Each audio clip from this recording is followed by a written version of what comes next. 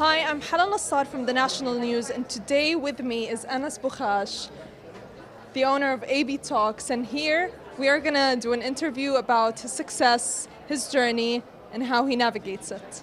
So Anas, tell me a little bit about AB Talks.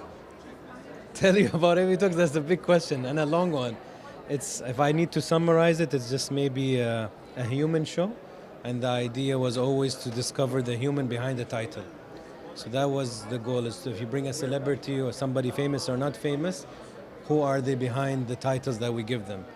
And that was always the purpose. And how did you decide you want to be like a content creator and your transition into being an interviewer and then an entrepreneur? No, it was entrepreneur first and still, and it's the main thing I've been doing, but of course it's not the most famous thing. The podcast was just simply my experience with media. So everything I didn't like in traditional media, I did the opposite in AV Talks. It's as simple as that. Okay, and what challenges have you faced as a host because you did that, like the opposite of traditional media? I think you have to be at conviction internally to do something that maybe everybody didn't understand back at the time. 6 years ago, there weren't as many podcasts around the world, especially in the Arab world. Long form didn't exist. Very few people would even watch something that's longer. So we came at a time, but we knew that content is king. And if the content is good, it doesn't matter if you have ADHD or you're hyper, I think you're gonna watch. And I think that's how it started, and alhamdulillah, it's been a good journey. Well, good on you, but I know I've seen some of your videos and I know that they get very emotional sometimes and your guests really like express themselves freely. So how do you prepare yourself for such emotional episodes, and how do you give a safe space for your guests to express themselves freely? It's a good question. I think it's a blend of things. So it's very important to listen properly, not just hear. And I think when people can feel that you're actually listening and you're not judging, a lot of people have judging subconscious or a judging demeanor. So when you give an energy that you're not really judging them, they feel more comfortable. And I'm well researched, but not too much that I get prejudice. So I try to be there as neutral as I can, as calm as I can, and to actually be curious to learn more about them. And what made you set the tone for your interviews to be very honest, heartfelt, raw with your guests? You know, something that you don't see with a lot of content creators maybe. It's because it's similar to the answer I gave when I was in TV back at that time.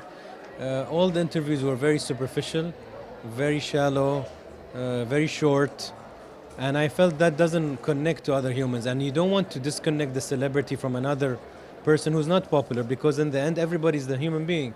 We all go through joys and sorrows and hard times and good times. There's not much difference other than the popularity factor. So for me, I didn't care about their careers, I cared about them. And if I could bring a celebrity more down to earth, suddenly you can connect and relate to the person. And now we're pushing a lot on the untold stories that are not famous people. So I always say we brought the celebrity down and we took a normal person up. That's a story that deserved the spotlight. And I love that we're doing both now. Well, I guess that's a very good way to look at it. It's a nice perspective, especially with a content creator from here.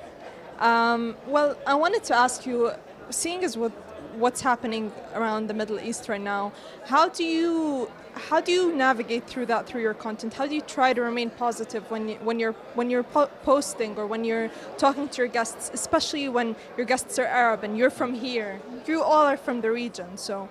It was a very difficult time last year, and I really, truly pray and hope that this year brings more peace in the region.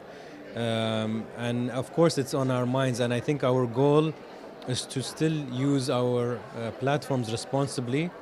We always check the sources that we share. We send the right. I always tell people, when you share stories or news, make sure it's a reputable. Like I share a lot from the National because I feel I trust them and I'm confident about their sources. And I think that's what we need to do, is to spread the message, especially to the world. And that's the blessing of the internet. You share the right information, it actually reaches other places in the world. So I think responsibility is really important. And through our stories also, we got some people from the region. We had an Emirati doctor who I think was featured in the National too, Dr. Nafi'.